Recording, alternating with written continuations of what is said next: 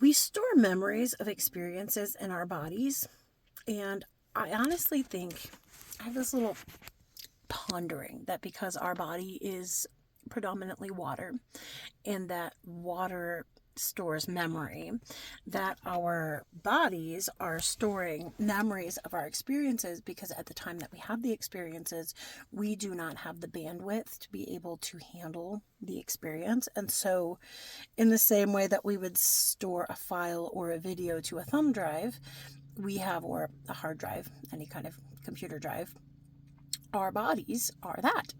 And so maybe this ache that's over here all the time in my shoulder, maybe if I can take the time to sit down, settle myself, maybe work with a professional and explore that particular, or, sometimes you can do this on your own. It really depends on the level of trauma, I think.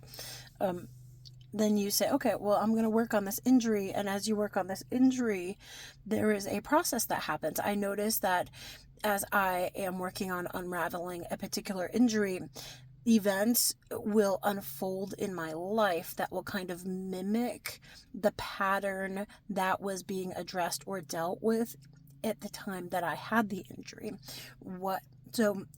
An example for me is that I had a crazy neck injury that happened in college. So I was in college and I was a dorm assistant and resident assistant, they called it. And part of my job was to have to create community service projects for the people that were in my residence hall.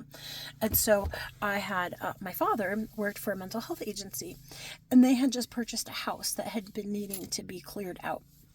And so we were college students at the time. So I was, like 18 years old, 19 years old.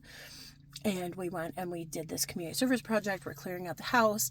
And then towards the end, we asked, my father wasn't there. There was like a couple of volunteers that were there with us, these young college girls, and then me, who is a little bit older. And does anything else need to be done? There was like this big roll-off dumpster. And I have since learned that roll-off dumpsters have a door that you can open. I did not know this at the time. So we had a chair next to the dumpster and we were throwing things over into the dumpster. And there was this ancient looking dishwasher that had an oak wood top on it. So it was really top heavy. It was really heavy. And the people were like, well, do you want to put that in the dumpster? And we were like, yeah, let's do it. I had been going to the gym. I was like really strong. I'm strong. I can do it. And so we bring it out. It was extremely heavy. So then what happened was I stood on a chair and these other girls were lifting the dishwasher up to me. And as they're lifting the dishwasher up to me, what happened was I'm on the chair, and so they couldn't reach anymore. And I'm holding the dishwasher like here. I'm on the chair and I have to get it over my head into the roll-off dumpster. This wasn't planned very well, okay? Very clearly. And so what happened, as you can imagine, is that they stopped being able to help me about here. I'm carrying it like this. All of my weight is, and I had to, it was all of my strength. And my head got caught in the middle. Now on camera, it was going this way and it was my neck, and I heard crack, crack, crack, as is my neck was the ramp for the dishwasher going into the dumpster. Okay. So I get down off the chair and I'm just kind of, and I feel that moment of stupidity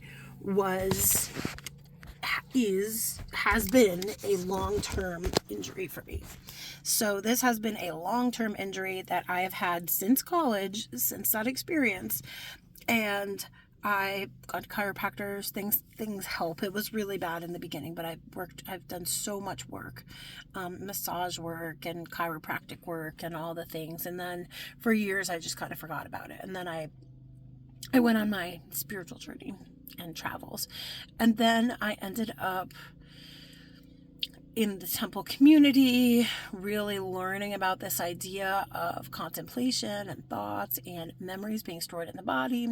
And I started learning about self-massage. So I was doing a lot of work on myself, and I started working on this injury with my neck, my vertebrae.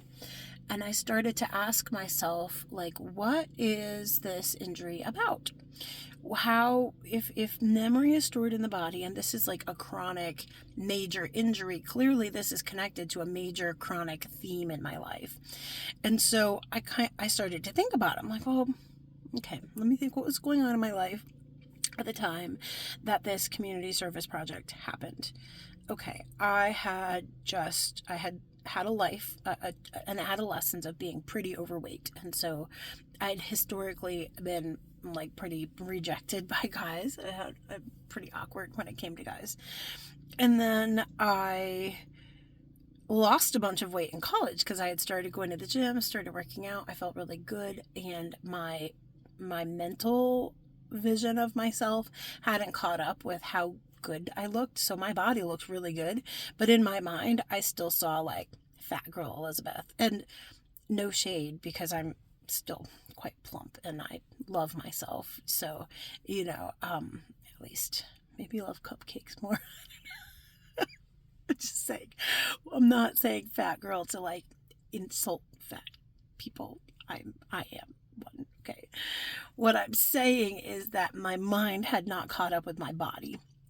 And at the time I was a product of the Christian church, and I was 18, 19, 20, 21 during that period of time. I think 21 is sort of the outside of it. And I wanted so desperately to be married. That's what I wanted. That's what I was told I was supposed to have in the church. And so I had people that I would sort of like get these crushes on, but they were even more intense than high school crushes, because it's like, oh my God. And having grown up in the church and in purity culture, there was this huge emphasis on no sex until married, and all of this. And so it puts even more pressure on, because here I am, and it's like, you can't just kind of feel your way through this. And so I was in that space. That's what was happening in my energetic field, is I just was so lonely and desperate for my future husband. Okay. Combine that with the fact that the community service project that I had gotten hooked up with was through something of my father's. So then I'm like, okay, so we have romantic desire relationships, partners, and my father. And then as I started thinking about this, I was like, okay, there's no way that this is not connected to this theme. So then I started to think about my father, and I'm like, I don't know that I have any particular trauma with my father. And then I realized what it was. When it happened, when the injury happened, because it was my father's workplace, there was an insurance liability to the situation. And I was told, you don't need to tell anybody about this. We can just handle it privately. And so the message that I got as the daughter was that I was not worth advocating for, or it was not an example of the healthy masculine rising up to protect me or to help me. And I largely dealt with that injury on my own. And it was fine. So then fast forward years later, I pondered all of this. Okay. So as I'm dealing with, okay, how do I release this injury and the root of this? Well, it's a long-term injury. So this isn't something that I'm going to just sit and do a meditation about and then a second later. No, I don't want to eliminate the possibility. There are people who have miraculous healings, and that is wonderful. Good for them. I think that's wonderful. And I'm not saying it's not possible, but for me in this situation, I recognized that this was likely going to be a multiple step process, and so, okay, that was the first step, was to realize oh my God, this is somehow connected to me feeling worthy and loved, me feeling like I want a partner, father issues. I've got the general idea. Okay. And then over time, then I would still continue self-massage. I would still continue doing the things that I needed to do to strengthen my neck and my shoulders, but it was kind of a persistent injury. And then, but as I sort of pondered, what's this about? that was my body giving me an opportunity to be like, okay, this injury is a reminder for you to come back and deal with this issue. And then I met the man who is my husband now, my husband. And I remember something happened and he was massaging my neck. And we were having just such a moment of grace. I was feeling really loved. And at a certain point, my neck like popped, it released, and it really did. And somehow the man who is my husband, the person who was the one to bring the balm, the salve, the antidote to that loneliness, to that feeling, he's the healthy masculine in my life right now, was the one to come and say, I'm going to put my hands of healing on this. I'm going to give you the love that it is that you wish you had then, or the protection that you wish you had then. I'm going to cover you in energetically, or metaphorically speaking. And it was then that I have realized over time that this injury has released. Now, don't get me wrong, I still have a vertebrae that's out of alignment, and there are times where when I still have to be aware, but for the most part the injury is gone. I don't think about it much. I mean, it's not like it used to be. It used to be that when I was driving and I would turn my head to look at my drive spot, it would just tweak my whole neck and my face. And so it's also possible that that neck injury is also somehow connected to my migraines. But coincidentally, I had not had migraine for probably 15 years, and then I got COVID and I started having migraines again. So I don't know that that's quite a right association. But the reason I'm taking you through the pondering process is because I want you to see how the process works, because it's the process of like, well, let me think about that. Let me play with this idea. What is my body trying to communicate to me? And if I sort of ponder the different things that it could be, at a certain point, you're going to settle on something and it's going to lock in, and you're going to go, that sounds about right. That's really interesting. I'm curious. And if I approach my body, if I approach my experience with curiosity, and I invite my inner self, or whatever part of me that's trying to communicate with me, and then I allow myself time and space to hear or receive that communication, I believe that is the process of healing.